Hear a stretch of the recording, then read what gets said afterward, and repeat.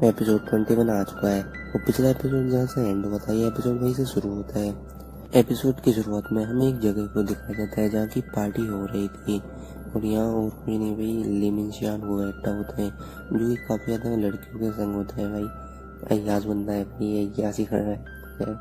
Topic पाते हैं तो ये कहता है कि जो ऑडियंस है उनके बेवकूफ़ बनाना काफ़ी ज़्यादा आसान है।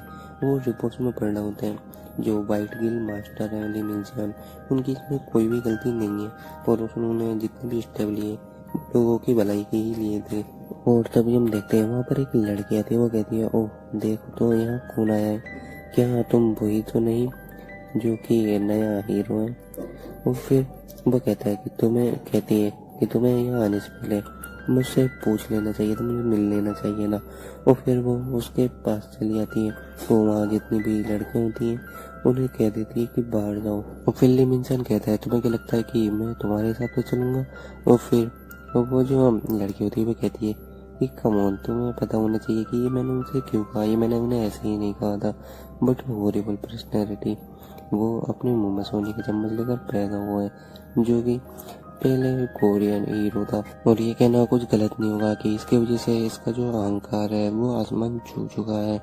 फिर उसके बाद वो जो खतरनाक मंजर है वो कैटेगरिज्म जिसकी वजह से उसका जो अहंकार था वो क्लास्ट हो चुका था और ये सब जगह फैला हुआ था। जो सुपरस्टार लिमिंशियान है वो रिकॉग्निशन हो चुका है, वो एक ए रैंक हंटर बन चुका है।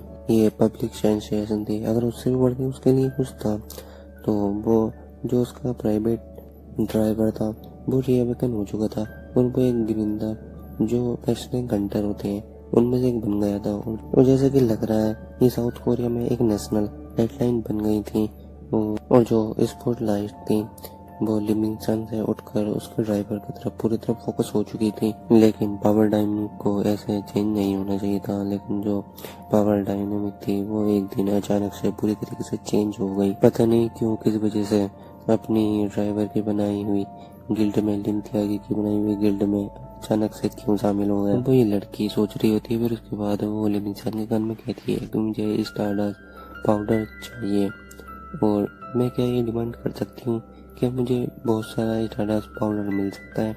और फिर जो लिमिंशियान होता है वो कहता है, अपना गिलास नीचे रखता है, वो कहता है कि जो मेरे वर्कर्स थे वो भी अब ख़त्म हो चुके हैं और जो मेरी कंपनी थी वो भी पूरी तरीके से बर्बाद हो चुकी है, तो मुझसे ऐसा उम्मीद करना तुम्हारे लिए बेकार है।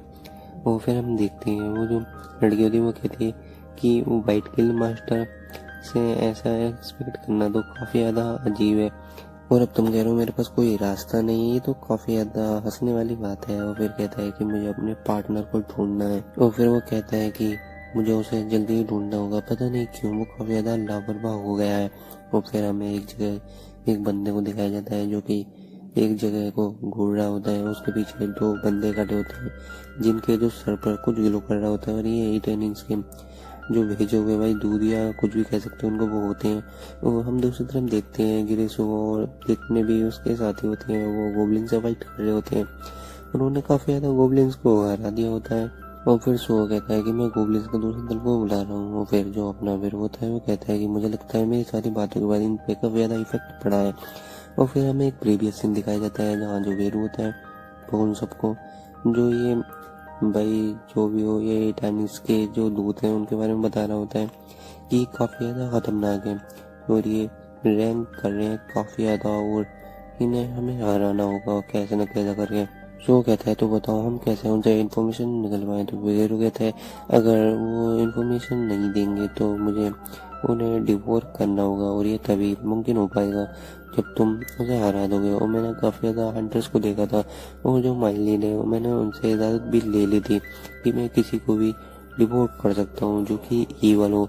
और अभी के टाइम पे तुम काफ़ी ज़्यादा कमज़ोर हो, वो ए रैंक हंटर है और तुम्हारा जो रैंक है वो शायद सी होगा, तो तुम सी रैंक हो और जो ग्रे है वो डी रैंक का है और जो एसिल है उसकी रैंक भी सी है। और जो एसिल होती है वो कहती है काश मेरी पूरी पावर में बात होती।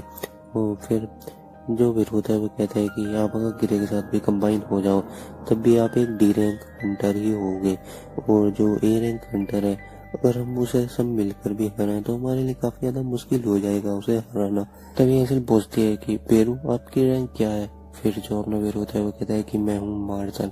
फिर जो ऐसी होती है वो कहती है कि आपको तो प्राइवेट ये सीक्रेट दिखा रहा है। ये सुनकर जो वीर होता है वो कहता है कि मैं तुमको फाड़ कर रख दूंगा। और फिर हम देखते हैं जो सू होता है वो काफी ज्यादा सैड होता है। और फिर हम देखते हैं जो उसके डेली क्वेस्ट होते हैं उसने उन सबको भी पूरा कर दिया है। मगर जो अपना शो होता है उसका जो पहले उसे रिवॉर्ड्स मिल लेते हैं पहले तेजी से वो नहीं मिलते। हाइडन जो क्वेस्ट है उसे वो भी नहीं मिलते। उसमें भी कोई हाइडन रिवार्ड्स भी नहीं मिलते हैं। उसे एक रिवार्ड मिला होता है जिसे वो ओपन कर देता है जिसमें उसे एक रिंग मिलती है जिसका नाम था असन रिंग जो कि उसको सेंस को 3% प्लस करता। और ये इससे भी जो हमारा शो होता है वो सेटिस्फाई नहीं होता। वो कहता है अगर ऐसे ही चलता रहा तो मैं कभी भी टकलपुर नहीं बन सकता। ऐसे तो काफ़ी ज़्यादा टाइम लग जाएगा। मैं गोबलिन्स को काफ़ी ज़्यादा मारा है और इससे भी मुझे ज़्यादा कुछ नहीं मिला। वो काफ़ी ज़्यादा सैड भी हो रहा होता है। मगर फिर वो कहता है कॉन्टलिस को हॉर्न को देखते हुए कहता है कि अब मुझे किसी हाई रैंक बीस्ट को हराना होगा या मोस्टर को हराना होगा और किसी डंजन में जाना होगा। फिर हमें दूसरे सीन में दिखाया जाता है जहाँ वो बैठा होता है। वो देख रहा होता है कि उसे कोई और काम मिला है मगर उसे सिर्फ माइनिंग का ही काम दिया गया होता है। वो फिर उसे कहता है कि जैसे कि मैंने सोचा था कोई स्ट्राइक स्क्वाड नहीं है जो एक ई रैंक हंटर को अपने संग ले जा सके और जो जितने भी हंटर्स हैं उन्हें डंजन के अंदर एंटर होने के लिए एसोसिएशन से परमिशन लेनी होगी तब जाके वो एंटर हो सकते हैं। और फिर जो वेर होता है वो कहता है कि उन्हें तुम अपना रियाबेकन टेस्ट कराओ। जो होता है वो कहता है अगर मैंने अपना रियाबेकन टेस्ट कराया तो मैं फिर सबकी नज़रों में आ जाऊंगा। वे मेरे बारे में काफ़ी सारा आर्टिकल लेके जाएंगे और जो इटानियंस के दूत हैं वो भी तो यहाँ रहते हैं और उनकी भी जो आइडेंटिटी है वो भी छुपी हुई है। और मैं चाहता हूँ जो मेरी आइडेंटिटी है वो भी सबसे छुपी रहे और किसी के सामने ना आए। और मैं एलिमिनेशन को अभी नहीं हरा सका और एपिस्टाइल उसे तो अभी छोड़ ही दो। अगर तुम एपिस्टाइल के बारे में सोच रहे हो तुम अभी उसके बारे में सोचने की कोई जरूरत नहीं है। वो भी इतनी वीक होंगे जितने कि इस टाइम मैं हूँ। क्योंकि जो डायमेंशनल होता है उसके अंदर जब हम ट्रैवल करते हैं तो हमारी जो पावर है वो कम हो जाती है। तो मैं जब डायमेंशन में आया था तो मेरी पावर्स भी काफ़ी ज़्यादा कम हो गई और हमें डायमेंशन कई जगह गुजरना पड़ता है। और वहीं एक जगह है डायमेंशन रीप और उसके अंदर जब हम जाते हैं ट्रैवल करते हैं तो जिसके पास जितना माना होगा उसे उतनी ज़्यादा ही जो अपनी ताकत है उसे लगाना होगा वो उतनी ज़्यादा देर से भी पहुँचेगा। और यहाँ जो सबसे वीक होगा वो आराम से चला जाएगा और सबसे जल्दी भी आ जाएगा। उसकी जो माना है वो भी कम नहीं होगी और जो हाई रैंक के माना वाले हैं उनके भाई काफ़ी ज़्यादा टाइम लग जाएगा मतलब आने में। ये सब बता रहा होता है मेरे। और इसलिए जो इटानियंस की सेना है यानी कि जो दूत हैं उनके वो भी यहाँ आने में काफ़ी ज़्यादा दिक्कत हो रही है। और जो माइली यानी कि वो जिन्बू को कह रहे हैं कि उन्हें भी यहाँ आने में काफ़ी ज़्यादा दिक्कत हो सकती है इसलिए वो यहाँ नहीं आ पा रहे हैं। और सो ये सुनकर कहता है कि अब समझा जो जितना वीक होगा वो उतनी ही जल्दी ट्रैवल कर सकता है और जो जितना पावरफुल होगा उतना ही टाइम लगेगा ट्रैवल करने में। इसीलिए उन्होंने रोकिन और अदर मोस्टर को भेजा। और सच में इटानियंस के इन्वेजन फ्यूचर्स में होने वाली है तो मेरे लिए ये काफ़ी परफेक्ट टाइम है ग्रो करने का। और फिर जो बेरू होता है वो कहता है कि आखिर ये टाइम आ ही गया। फिर हमें प्रीवियस सीन में दिखाया जाता है कि जो बेरू होता है वो संजिनबू से बात कर रहा होता है। और फिर जो संजिनबू होता है वो कहता है कि तुम पृथ्वी पर जाओ यानी कि यूनिवर्स पर जाओ और वहाँ जाकर सुओ की मदद करो उन्हें पावरफुल होने में। और तुम्हें अगर किसी और चीज़ की ज़रूरत चाहिए तो तुम वो भी कर सकते हो। और तभी हम उसके सामने एक की को देखते हैं जो कि जिन ने उसे दी थी और जिन कहता है कि ये सुओ के लिए काफ़ी ज़्यादा बेटर साबित रहेगी। और फिर हम देखते हैं प्रेजेंट सीन जहाँ बेरू कहता है कि अब मुझे उस की के बारे में बता देना चाहिए यंग मोनार्क को। तभी जो सू होता है वो कहता है कि अरे ये मुझसे क्या हो गया। और फिर वो अपना फ़ोन निकालता है। वो कहता है कि जब मैं सीक्रेटली डंजन के अंदर जा सकता हूँ वो भी बिना किसी रूल्स के तोड़े हुए और सब कुछ मेरे पास होने के बावजूद भी पता नहीं मैं क्या कर रहा हूँ। और फिर सीन शिफ्ट होता है और हमें एक जगह का सीन दिखाया जाता है जहाँ की अपना सुओ बैठा होता है और एक बंदा बोलता है कि सुओ हम काफ़ी दिनों बाद मिले हैं तब से तुम अबेकन हुए हो और मैं सोच रहा था कि तुम मुझसे मिलने आ रहे हो वो भी अबेकन होने के बाद। और मुझे पता नहीं था कि तुम मेरे पास एक बिजनेस प्रपोजल लेकर आओगे और तुम सचमुच काफी ज्यादा बड़े हो चुके हो सुहो।